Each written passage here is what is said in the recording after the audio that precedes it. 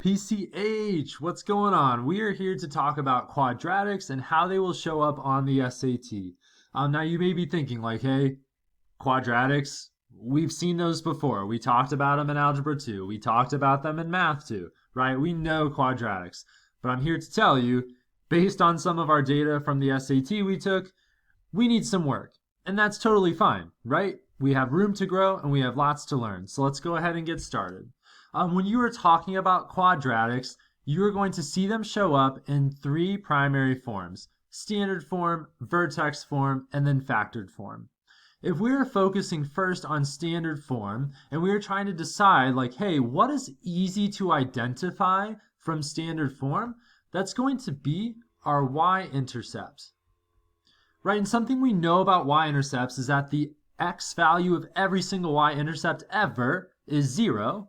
And so if we want to find a y-intercept, we can plug in 0 for x, 0, 0. These first two terms completely disappear, and we are left with just whatever this last constant is, this negative 21, that is going to be our y-intercept. All right.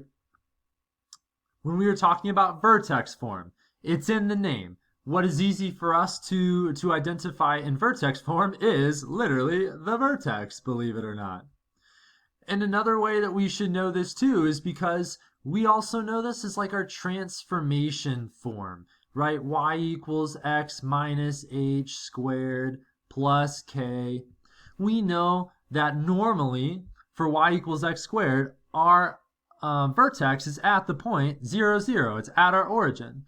But what we see here is that our graph has been shifted to the right 2 units. So our x value for our vertex is now at positive 2, and it has been shifted down by 25 units. And so now our new y value for our vertex is negative 25. And that is going to be the point of our vertex, which is easy to identify from vertex form. Lastly, when we were talking about factored form, right, that's something like if we had y equals, I don't know, like x minus 6 times x, minus 2, just something random. And what is easy for us to identify here are actually our x-intercepts. Reason being, right, we just did this yesterday. We've done it before. When we set each of these factors equal to 0, we can solve for x. And whenever we are trying to solve a quadratic equation and solve for x, we are literally solving for x-intercepts. And so in this case, when I am solving for my x-intercepts, I'm going to have 1 at 6, 0 when I solve for x for this first factor. And my second intercept is going to be at 2, 0. All right. Now, one thing the SAT will also expect for you to do is to be able to say, hey, like, what is the vertex of these quadratics that is in standard form, that's in vertex form, that's in factored form? Especially for questions that are under the topic of manipulating quadratics, 100% they will ask you to come up with the vertex from each of these different forms. And so when we are trying to find the vertex of a quadratic from standard form, and I will remind us here that, remember, standard form is y equals ax squared plus bx plus c, right? We're trying to find the vertex. That is going to be at negative b over 2a. That is going to represent the x value of our vertex. And again, in Math 2 and Algebra 2, this is what you would have referred to as like the axis of symmetry. But for our cases, like, we're using it to find the x value of our vertex. And then, of course, if we want to find the y value, right, we're just going to plug in whatever number that is into our function to get our y value. And so if we are looking at this quadratic here, and we're trying to find negative b over 2a, well, negative b, negative 4, which becomes just like plus a positive, right, over 2a. Well, a is just 1, so that's just going to be 2. 4 divided by 2 is just 2. All right, and now we can go ahead and plug in 2 for x into this equation to come up with the y value of our vertex. And when we do that, we get y equals 2 squared, which is 4, minus 4 times 2, minus 8, and then minus 21. Oh goodness, I have to do mental math. 4 minus 8 is negative 4. Minus 21 is negative 25. Look at that. Turns out I can do mental math. You should be proud of me. Oh my gosh, and actually something you should notice is like, hey, these vertexes are the same thing because these are the same quadratic written in different forms, people. So it makes sense that we would get the same vertex no matter what way we are trying to do it. All right. And lastly, when we were talking about trying to find the vertex from a quadratic in factored form, we know, and I'll talk about it here so that we can like see why, that our x value of our vertex, and they will ask you for this, like if they give you your quadratic in factored form, bet you anything, they're going to say, hey, what's the x value of your vertex? They are trying to get you to like show that you understand that the x value of the vertex is going to be exactly in between your x-intercepts. What do I mean by that? Well, when I graph my x-intercepts here at 6, 0, and 2, 0, 2, 6, I notice also that my a value, right, if I were to multiply all this out, would be a positive. And so that means my parabola is facing up. Looks something like this. Okay, they're saying, hey, we know for a fact that the x value of my vertex is going to be exactly in between my two x-intercepts. And so we should be able to say, hey, like we realize the number that's in between these two x-intercepts is 4. So that would be the x value of my vertex. But if you want to like have a for sure way that you can do it without just having to kind of like guesstimate there, you just find the average of these two numbers, right? If I do 2 plus 6 and I divide by 2, 2 plus 6 is 8. 8 divided by 2 is 4. Voila, that is where we get 4. And of course, if we want to find the y value, we are just going to plug in 4 for x. Same thing like we did for standard form. And so when I do that, let's see, it's y equals 4 minus 6 times 4 minus 2. 4 minus 6 is negative 2 times 4 minus 2 is positive 2. That'll give us a negative 4. And so our vertex in factored form would be 4 comma negative 4. And again, I just made this quadratic up. I didn't expect it to be equivalent to the two forms we had already talked about. All right. Okay, sweet. Let's go ahead and focus on solving quadratics. And when we were solving quadratics, again, like I said, that means we are looking for x-intercepts. And so let's talk about which method we will use to solve when our quadratic is in these different forms. Okay, and so when your quadratic is in standard form, you actually have a few options, right? If we are trying to solve a quadratic, we could factor, absolutely. We could also use the quadratic formula. I'm just going to say quad form. All right, and for those of us that don't remember what it is, the quadratic formula is x equals negative b plus or minus the square root of b squared minus 4ac all over, wow, that's a terrible division sign, wow, all over 2a.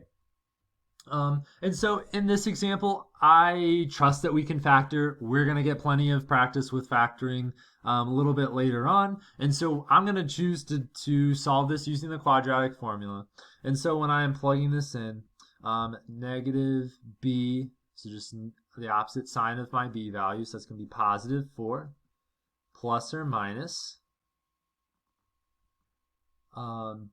b squared, so negative 4 squared is 16 minus 4 times a. My a value was 1, and my c value is negative 21. Nice, nice, nice. Negative 21. All over 2 times a, 2 times 1 is just 2. Now here, once you have all of your numbers plugged in, your a, b, and c, you're going to go and simplify what is underneath your radical. Now, for the most part, these types of questions where you are solving using the quadratic formula are going to be on the no calc portion of the SAT, which means we're going to have to do some mental math. And so I'll probably start with this 4 times 1 is just 4. It's negative 4 times negative 21. So negative 4 times negative 21. The way I kind of like to think about it is like 4 times 20. So 4 times is 2. 4 times 20 is 80. Plus 4 times 1 is 4. And then a negative times a negative is a positive. And so I'm left with 84. So I'm just going to go ahead and erase this and replace it with plus 84. And then 84 plus 16, 1 plus 8 is 9, 6 plus 4 is 10. So that leaves me with 100 underneath my radical. Boom. All right, and when I do the square root of 100, that gives me a positive 10. And so here I can come up with my two solutions. I have 4 plus 10, which is 14, divided by 2, as well as 4 minus 10, which is going to be negative 6 over 2. That will give me my two solutions of 7, 14 divided by 2, and negative 3. Great, let's move on to the next one.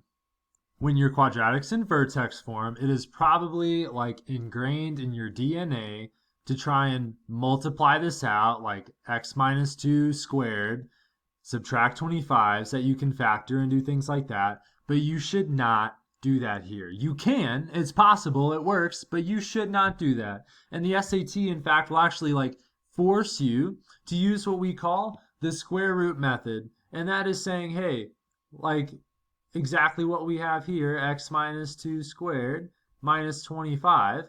Our goal is to isolate the squared term so we can take the square root of both sides and go from there. And so when I am doing that, I have x minus 2 squared equals positive 25. Just move that 25 to the other side. I am going to take the square root of both sides, right? Because the square root of a squared term will cancel that out. So I'm with x minus 2 equals 5. But the key here, again, is because we are the ones that are doing the square roots, right? We put this square root of 25 here. We have to include a plus or minus. We have to. What that leaves us with, and we can go ahead and like add 2 to both sides, is we can represent our answer as like x equals, we'll do like 2, we'll put the 2 first so it looks a little bit nicer. 2 plus or minus 5, which again, that's just going to be 2. We'll do 2 plus 5, which is 7, and 2 minus 5, which is going to be negative 3. And look at that, exactly what we got when we solved using the quadratic formula. Because again, these are the same quadratic. Okay, and so again, the three main forms are like ways we can solve quadratics is by the quadratic formula, which we did, by the square root method, which is what we did for this second example. Now we're going to go ahead and factor. Again, this example we used up here is separate from the ones we've been working with, so I just went ahead and copied the function we've been working with from standard form and vertex form. And again, in order to get this into factored form, I need to factor. And that's like the last way we're going to solve. And so I trust that we can all factor again, but I'm looking for two numbers that multiply to negative 21, add to negative 4. Let's see, I think it's going to be like 7 and 3, and then we'll make the 7 negative. Sweet, that looks good to me. And so we have x minus 7 and x plus 3 equals 0. When we set those factors equal to 0 and solve for x, we get x equals positive 7 and x equals negative 3, which again is exactly what we've been working with this whole time. All right. And so we just went through a lot. It was quick, but we're going to go ahead and move into some practice now.